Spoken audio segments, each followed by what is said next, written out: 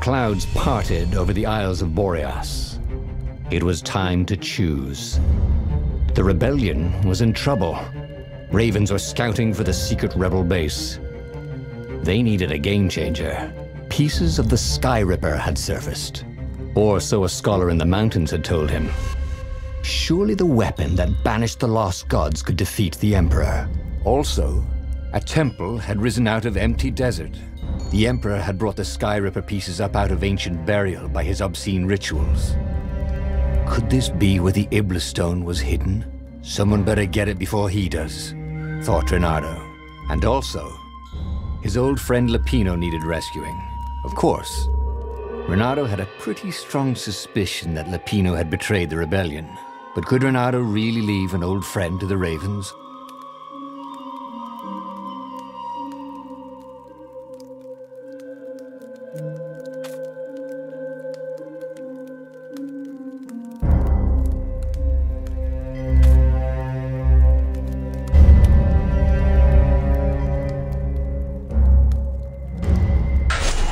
The island was windswept desert. No one went there except ostriches and ostrich hunters. The Iblis Stone. It sounded ominous. It sounded powerful.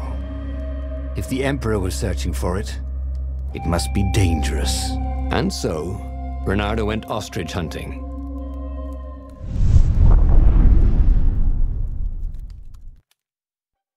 Every child could sing verses about the Sky Ripper, but ancient codices held hints of other things.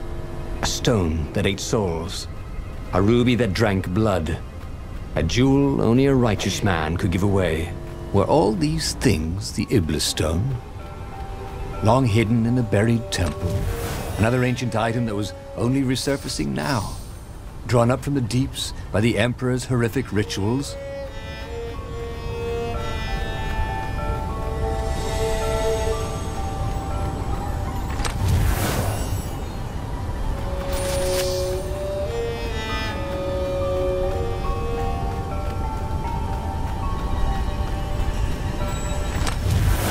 Reynardo checked for a false compartment. Nope.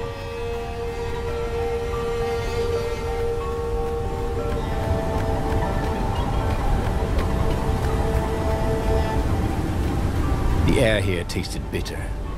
The steps were too tall for a person. The entire place felt restless, like it had been vexed to nightmare under the dust, waiting for its hour to come around at last.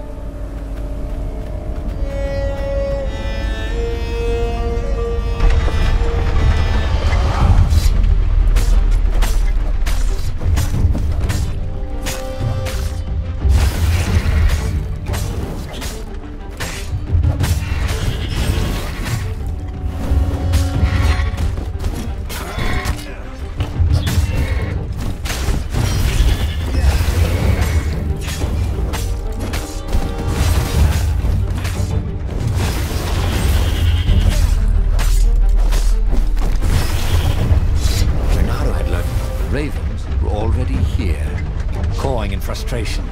They were still searching for a way in. Good. Then he hadn't come too late.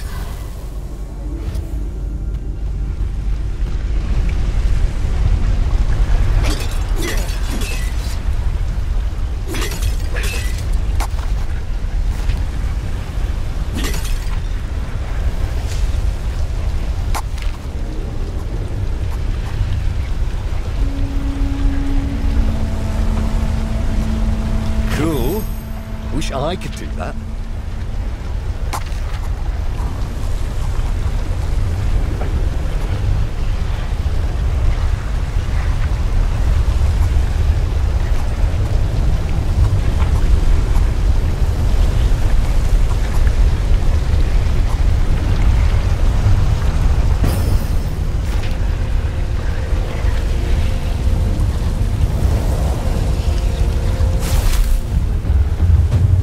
Come over here.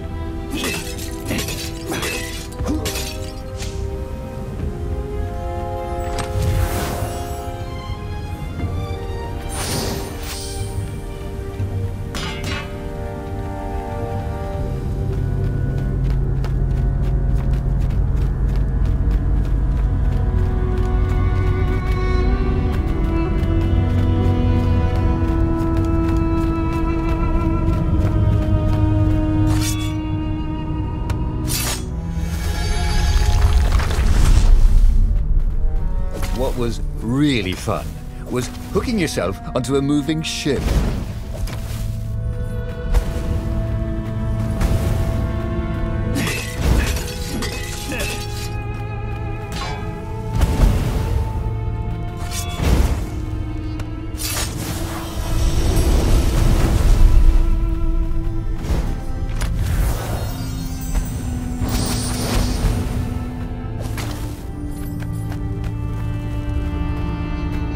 When I build my castle, thought Bernardo, all my gates are going to open with buttons, and all the levers will drop rocks at your head.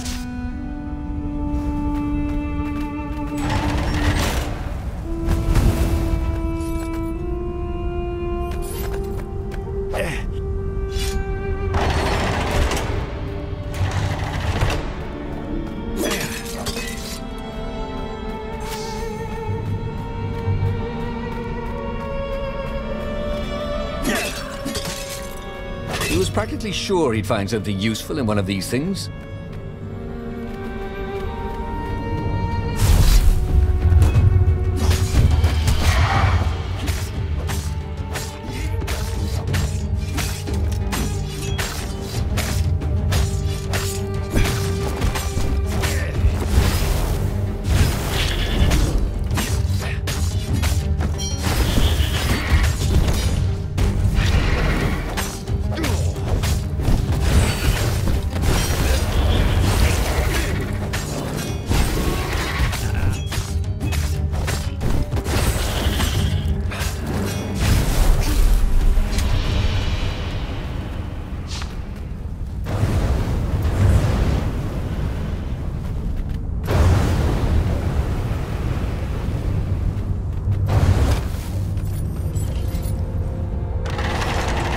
The Ravens at least could not get past this point. Obviously, the temple builders knew how to deal with tomb raiders.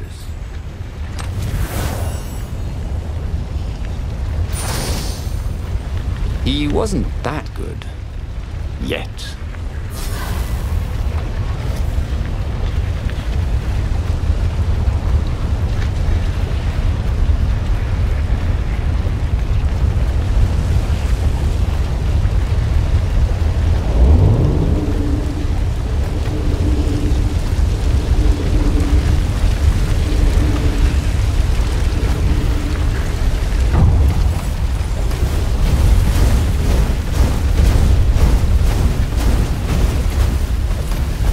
Energy spheres. Easy to dodge, but boy do they sting if you didn't pay attention.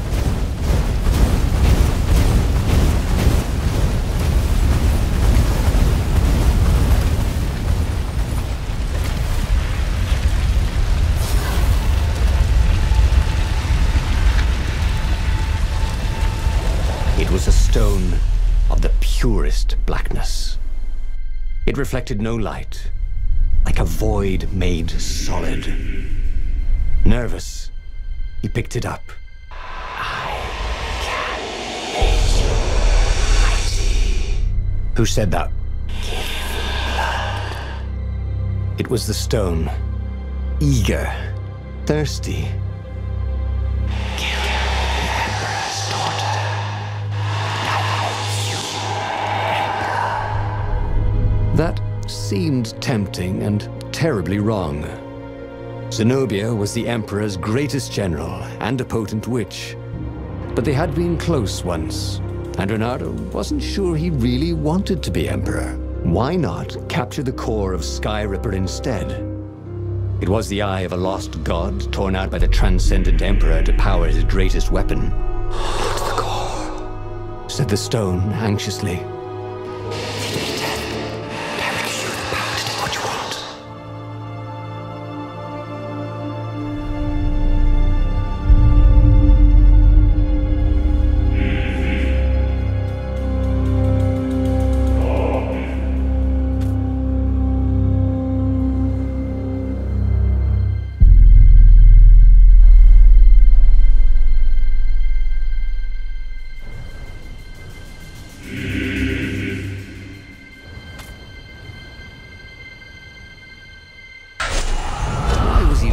To a talking rock. Ah, but the rock had a point. If the stone could truly turn him into a powerful warrior, he could defeat the Emperor with the very weapon the wicked old toad had sought for himself. To be a hero, you had to sacrifice old friends sometimes, especially when they've become enemies.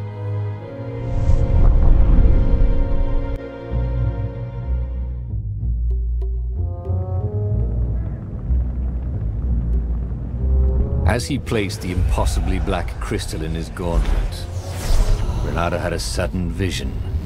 Charred fields covered in dead ravens below a black sun. Was it the time of the lost gods before the transcendent emperor? Was it the future? Feed these souls, it whispered. Take the power. He could feel the stone's hunger for souls, its thirst for blood. All right, I get it. This was going to be interesting.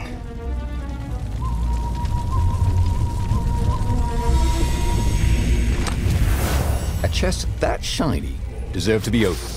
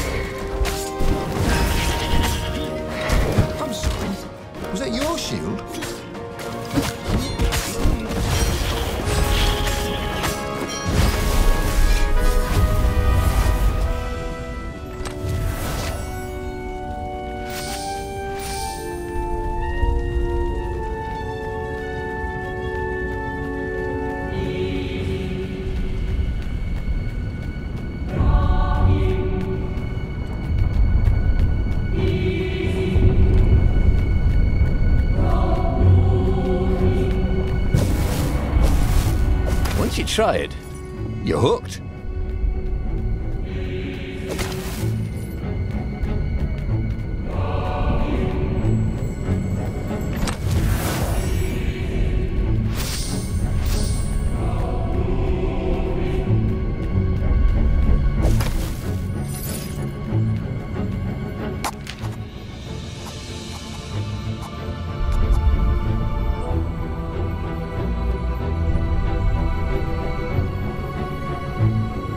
He was getting better and better.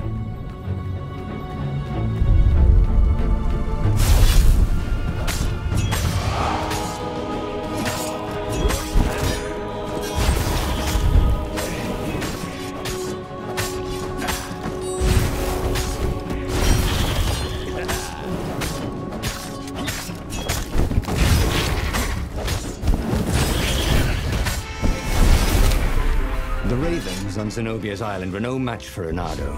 They screamed as the stones sucked out their souls. And with each death, he felt stronger.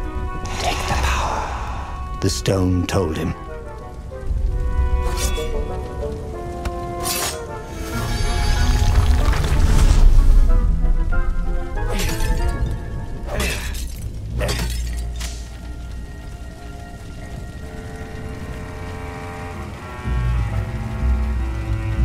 Hey! Hey, a workbench! He could try out his new bling.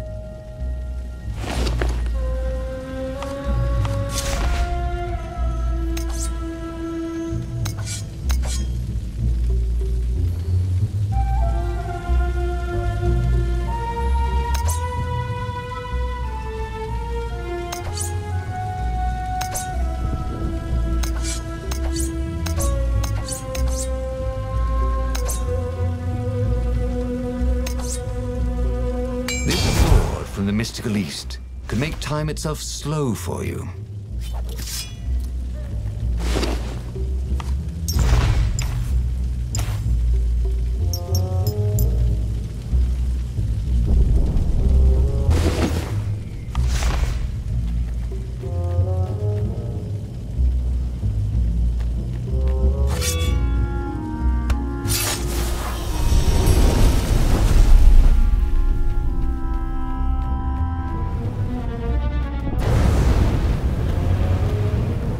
This couldn't be good for global warming.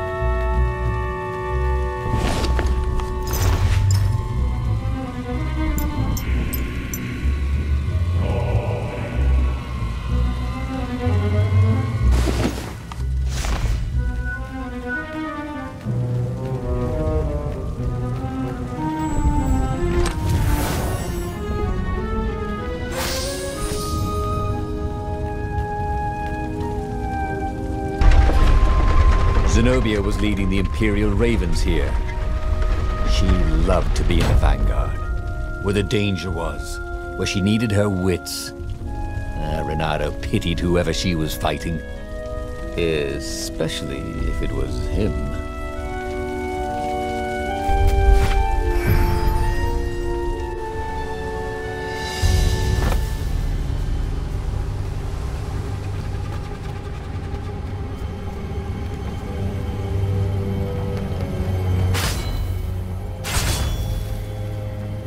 Two eyes good. One eye dead.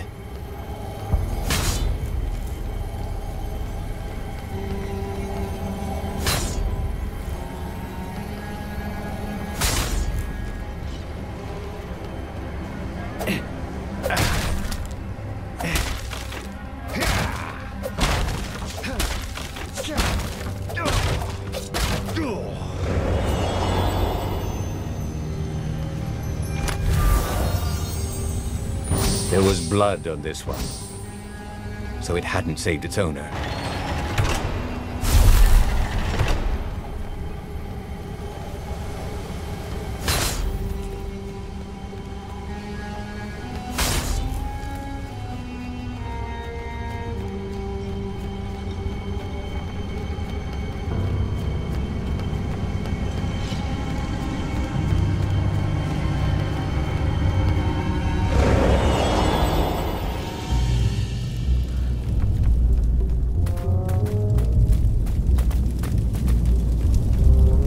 Zenobia was waiting for Renato. She was alone, confident as always. Fire danced at the tips of her claws. Are you here to surrender? She seemed as cocksure as he felt. But she didn't know he had the stone. And I've missed you too, love. He chuckled. She spotted the stone and bolted without another word.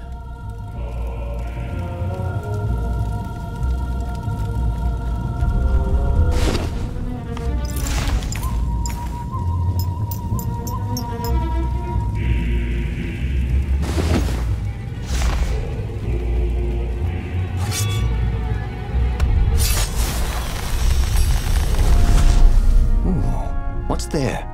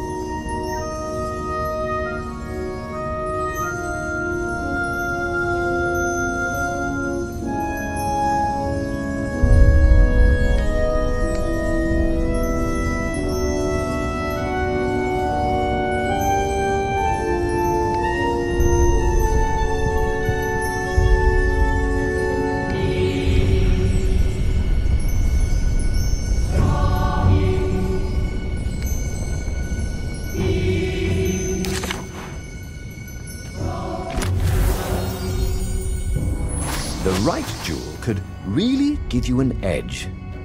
The wrong, well, it still looked pretty, didn't it?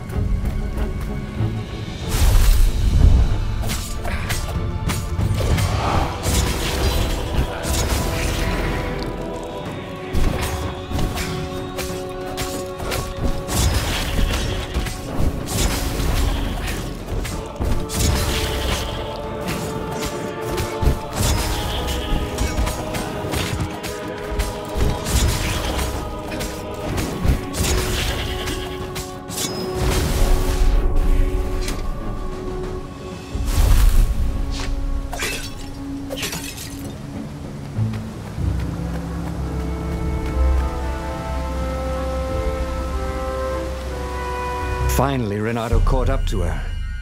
He had never seen her scared before. At school, she'd been the determined, brave one. Now her eyes were wide, frightened.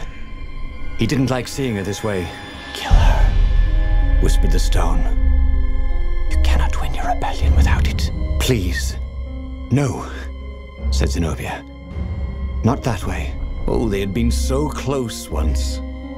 Could he really feed her soul to his demonic gem? But if he spared her, he would not get the full power of the stone. Oh, how could he be the hero he wanted to be?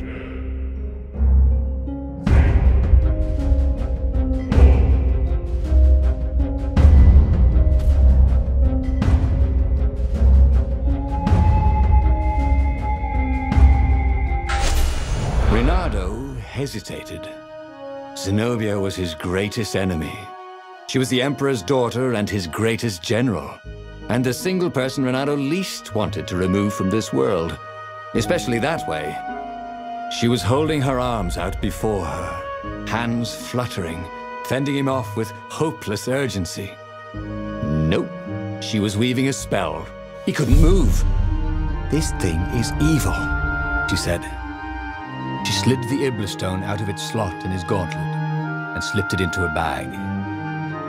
Maybe we can learn from it. She eyed him with a strange, wry, apologetic look. I missed you too. And before he could move again, she was gone. Learn from the Iblistone? What did that mean? Would she take it to the palace or to the observatory on the Nexus? If she thought it was evil, she wouldn't want it in the palace. Maybe I can outrace her to the observatory, thought Renato. Cats can run faster, but foxes can run longer.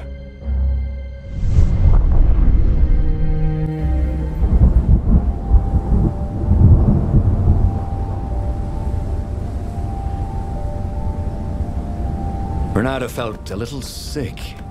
Ever since Zenobia had taken the stone from him, he'd felt an ache that wouldn't go away. He missed it. He wanted it back. He needed it back. Why hadn't he killed her when he had the chance? She was the enemy. He hadn't even seen her in 14 years. Why had he hesitated? You're a sucker for an empowered woman. Renato kicked himself. Don't make that mistake again.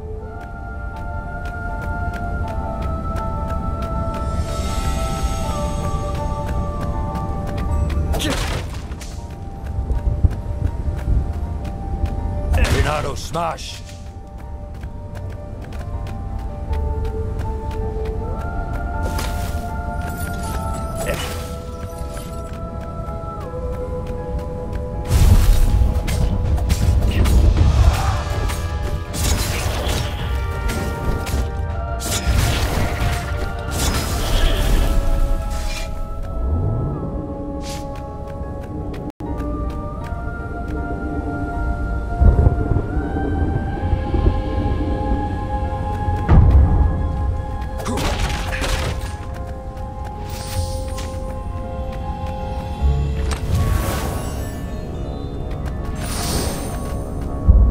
Once met a pirate captain who used hooks to get around his ship.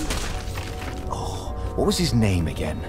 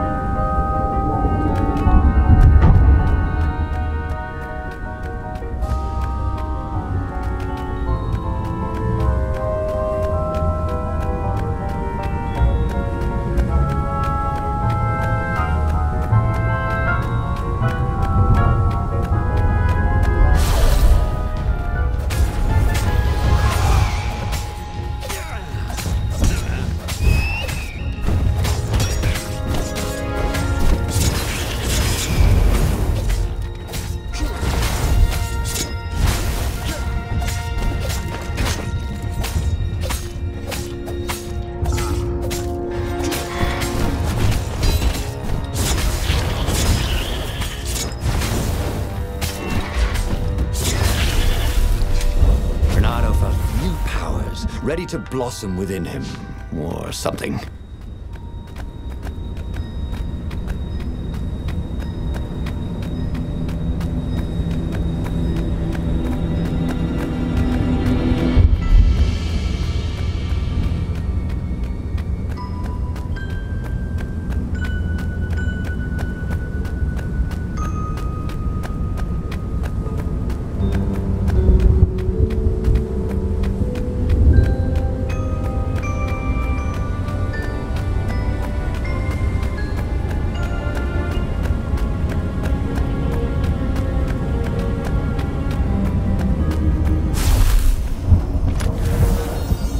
They never locked these things.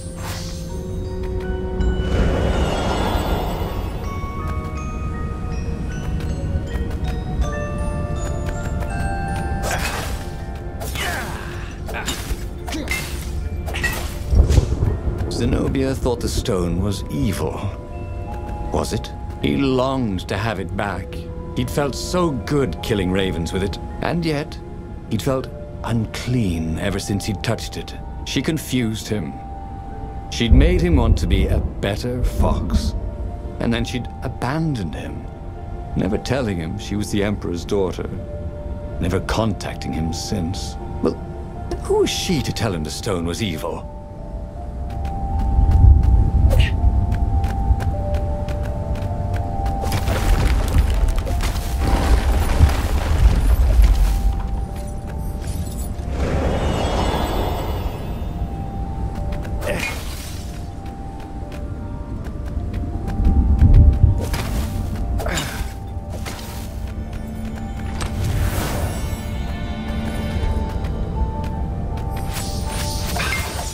With materials like this, he could probably make a really nice pair of barbecue tongs. Or even a sword.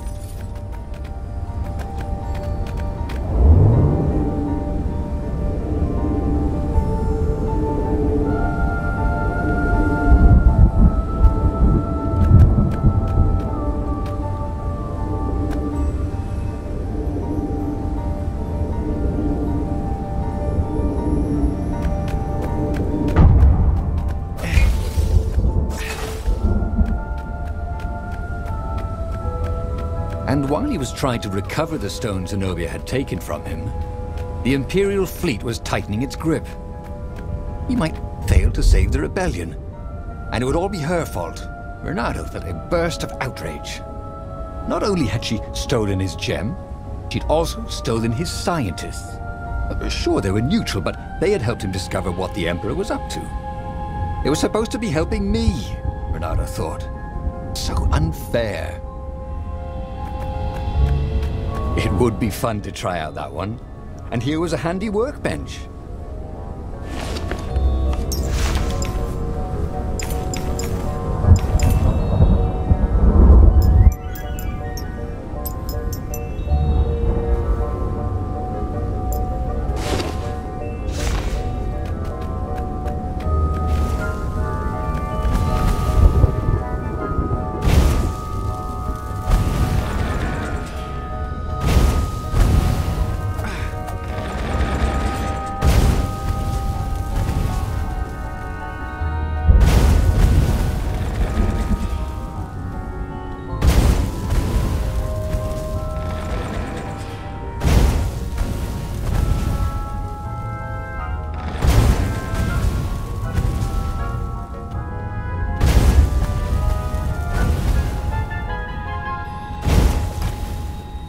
So, who's your next? Boy, some people are just liable to explode if you upset them.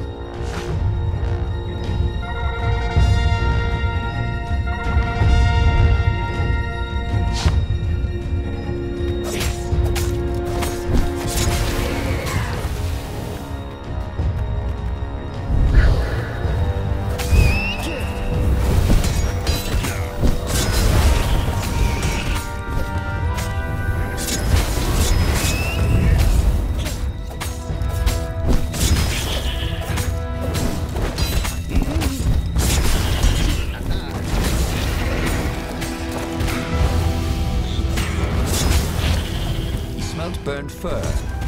His.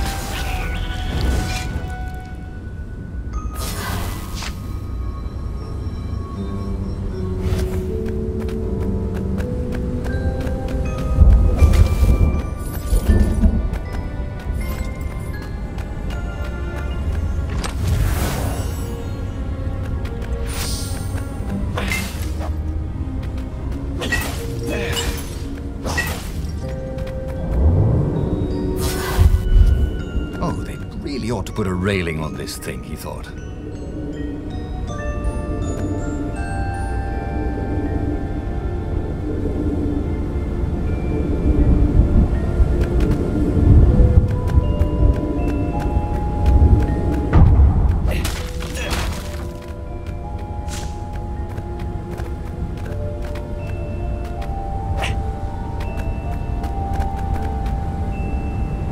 The scientist's toes were pointing arcane instruments at the stone and looking at it through prisms and reflections.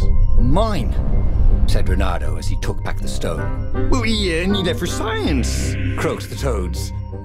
So he killed them. He felt better immediately. Smarter, too. I thought it would never come for me, whispered the stone. Then, a far-speaker toad croaked, and something like Zenobia's voice. Renato, leave the stone with the toads. It will swallow your soul. You'll kill everyone you love. But Renato had an army to lead, an empire to bring down.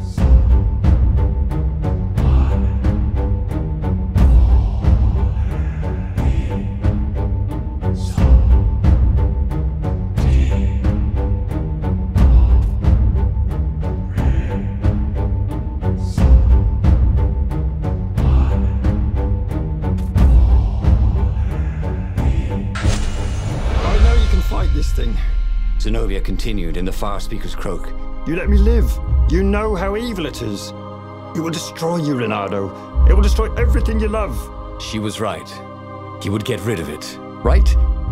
Now. Or now. He didn't really want to. I know. I'll go to the mountains, Renato thought. I'll find the strength to do it in the peace and quiet there.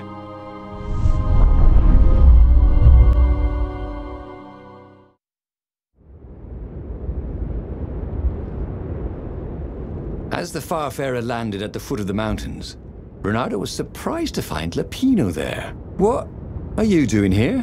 Oh, you wouldn't believe it. I was stowed away on an Imperial courier ship, dressed up as a combat nurse carrying a general's beak transplant. This is not a great time, said Renato, who was pretty sure he did not, in fact, believe Lapino's story. That's when you need your friends, said Lapino. I just need some peace and quiet, said Renato, and grimly set out on the path.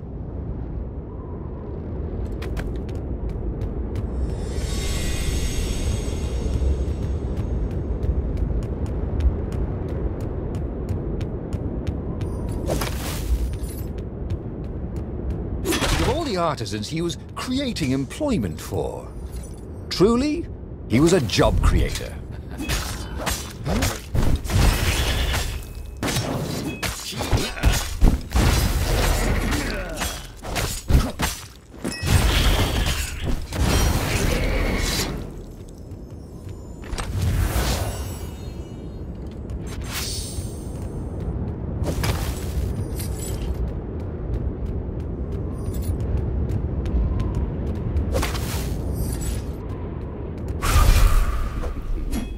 It was good to practice your moves, thought Renato. Keeps you limber.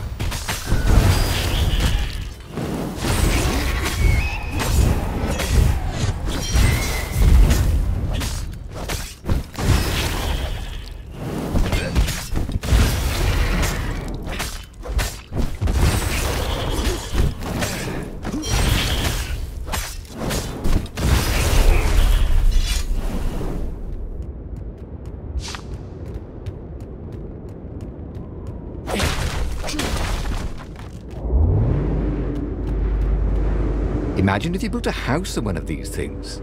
Oh, that would be amazing. It would be like having a boat.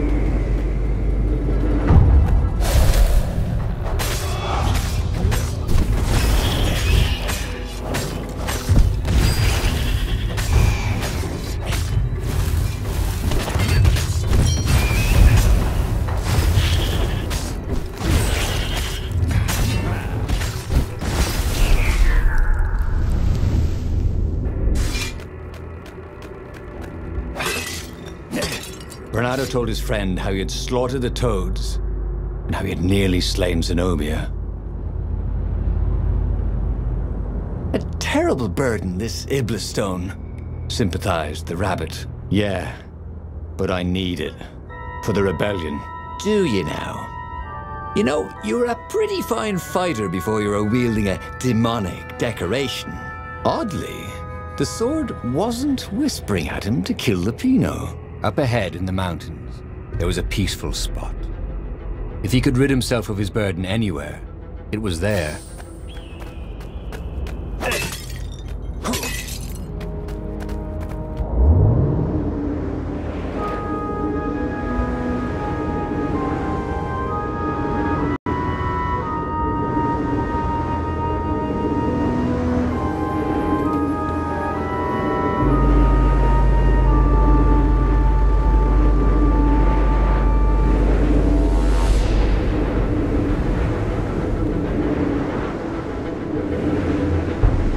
Bernardo's paws were getting numb. Calaveras really didn't want company, did he?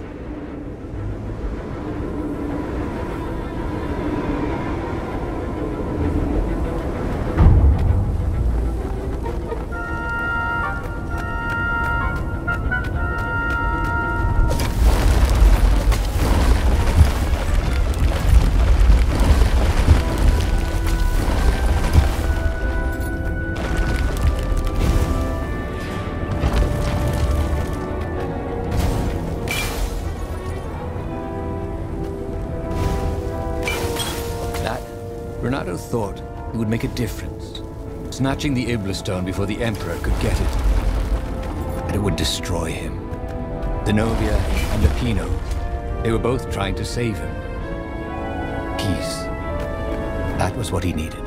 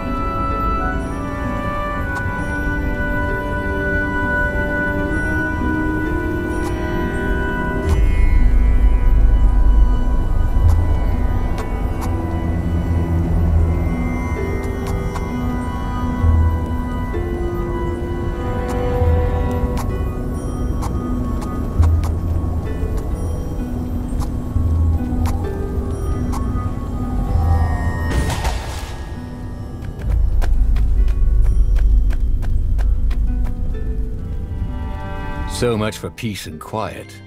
There was Lupino. Again. You're stronger than some dumb rock, Lupino said. Let's just bury it, and no one will ever find it again. Bernardo could feel the spirit energy of all those dead ravens inside him, pecking away. The rabbit was right. Even if the rabbit was a traitor, he was still right. He tore the Iblis stone from his gauntlet and threw it into the hole Lupino had dug. The stone was silent, probably sulking.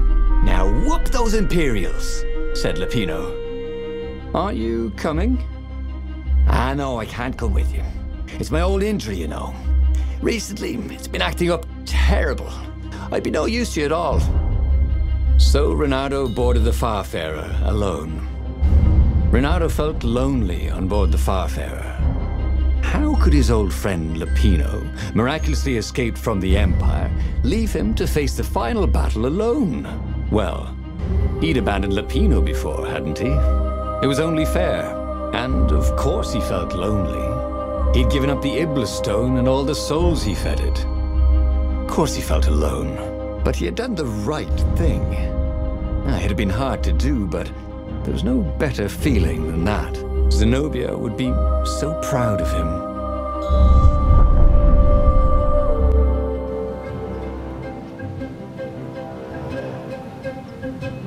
The battle, alas, was not going well.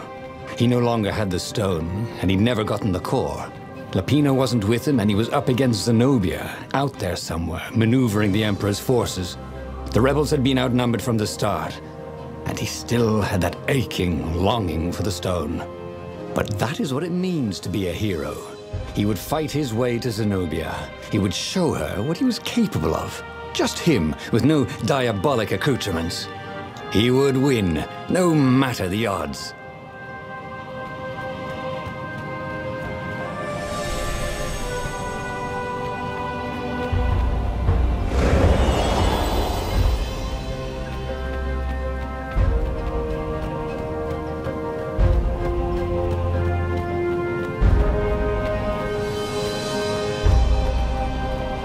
The mysterious sword from the east made you so fast you could catch a fly with your chopsticks. If that's what you really wanted.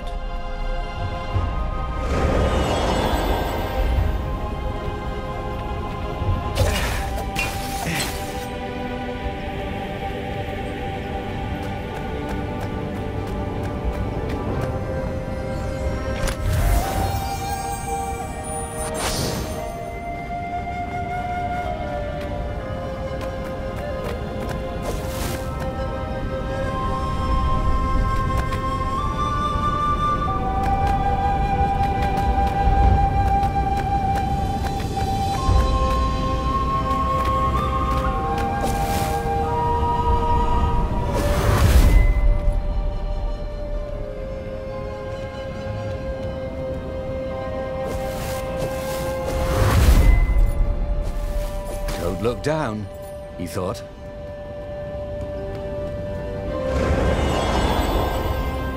Yes, that was it. Pirouette, slash, parry, dodge. Renato had never done such good work in a fight. He wished the poets were along to sing of his exploits for his old age. Maybe he wouldn't have to kill Zenobia. Maybe he could defeat her and take her prisoner. Then he could turn the tide against the Emperor. If she wasn't crowned princess, once this was all over, she'd have more time for him, right?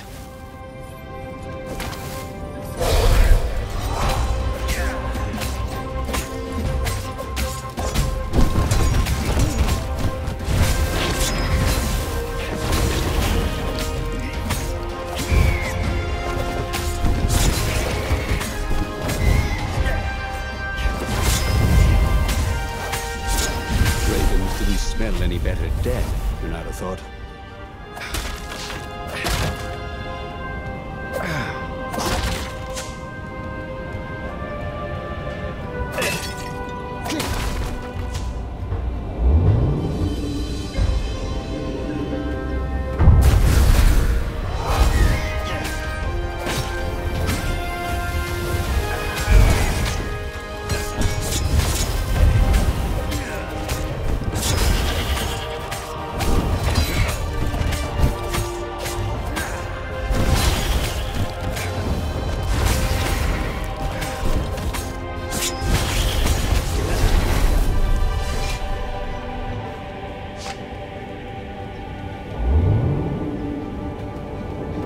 No skateboarding, the sign said.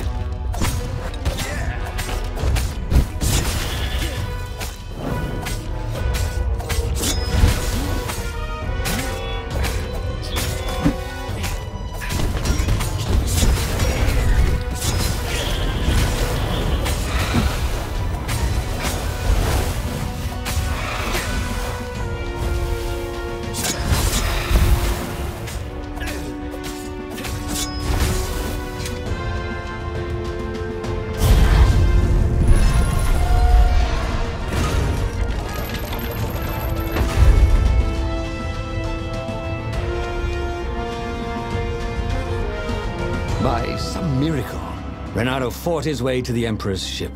He was exhausted, bleeding, but he'd found the strength to reject the stone. Zenobia came out of the ship. "Renato!" she shouted, and then she fell down and died. Lapino was behind her, wielding a sword that seemed to suck all the light out of the sun. "You idiot! You threw the stone away!" cried Lapino. "You said it was evil." "It hates sanctimonious prigs like you," laughed Lapino. "We're having a grand old time." Renato turned and ran. But no matter where he ran, Lapino jumped in front of him until Renato was cornered. That boy could hop. "You wouldn't do this to an old friend, would you?" cried Renato. "You mean this?" said Lapino as he slid the sword into Renato's guts. "Damn it! Again?" Renato stared at the book. He was still alive. Again. And still only flying away from burning Ubar. Had he lived that adventure? Or only dreamt it? Had he really died?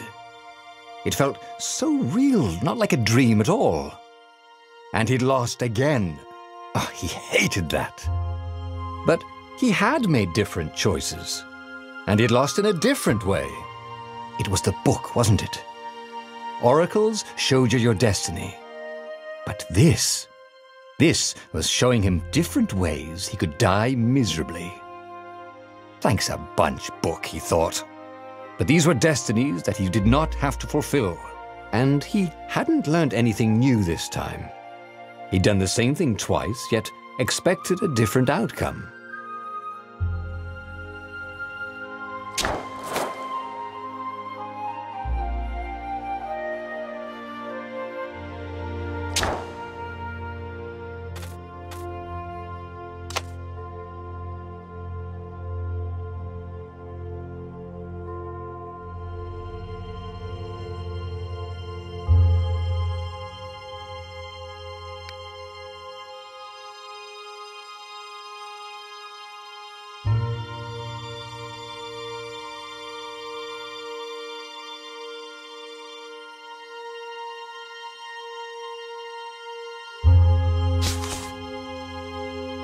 But that meant there must be a destiny where he survived and won, right?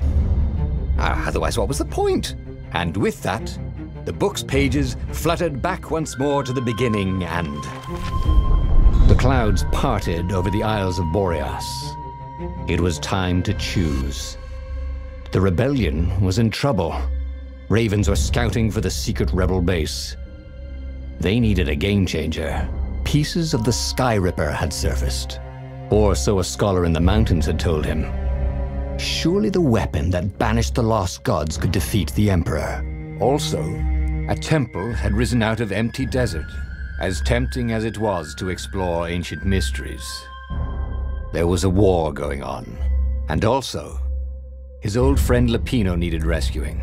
Of course, Renato had a pretty strong suspicion that Lapino had betrayed the rebellion. But could Renato really leave an old friend to the Ravens?